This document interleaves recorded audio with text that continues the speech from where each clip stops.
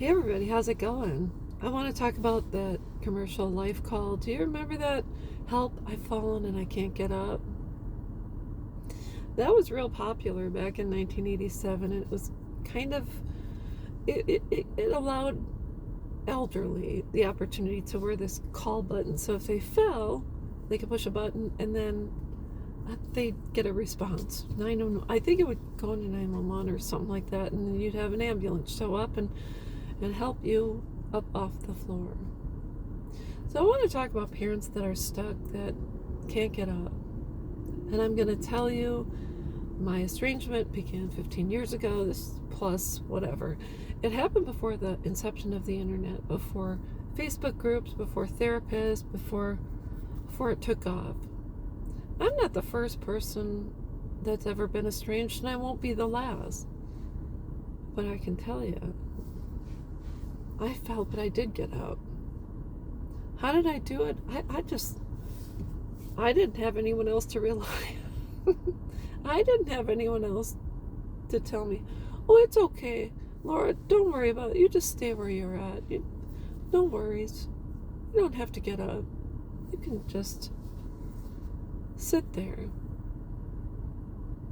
And then people will pay attention to you, feel sorry for you, maybe give you some sympathy or send you a get well card or whatever.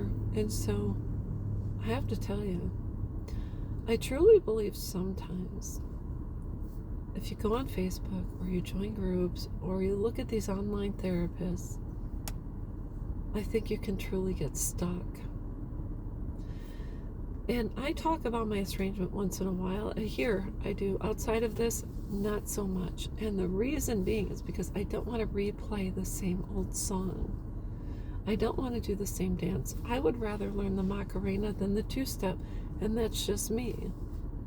But I think sometimes when you go into these groups and then you have someone saying, well, my son or daughter, I've just been estranged for a day and I don't know what to do, and then it brings you back to the day you were estranged.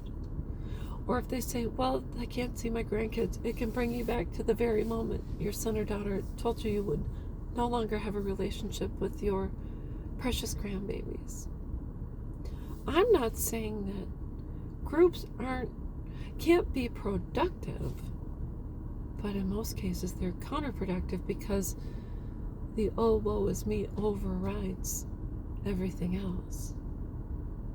Same thing happens when you go to Al-Anon. You walk in because you're thinking, I can't do this anymore. My dad's an alcoholic and I don't know what else to do. And you walk into Al-Anon and the group leader will say, we're here to talk about you, not your dad.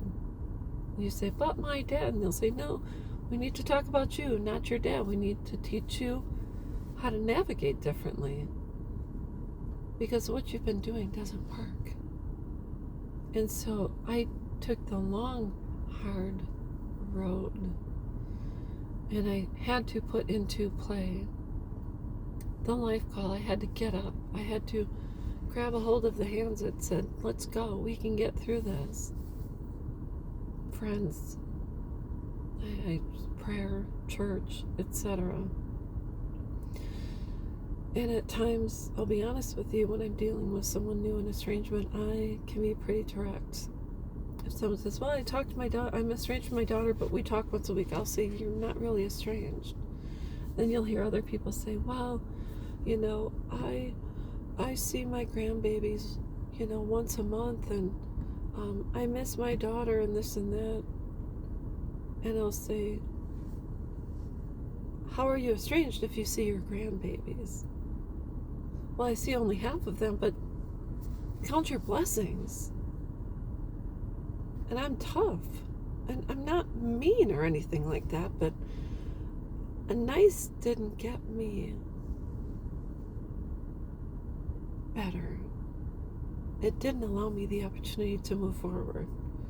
It's called tough love for a reason. And if I sound mean, I'm not going to apologize because my intention is not to be cruel.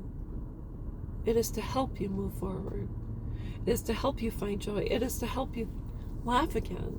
It is to help you realize that there's life outside of children. And if I have to be tough and verbally spank you wherever you're at, I'm going to do it. Like I said, I'm not mean. I'm doing this out of love. So anyways, that's all I've got. I hope this helps, and I will be back.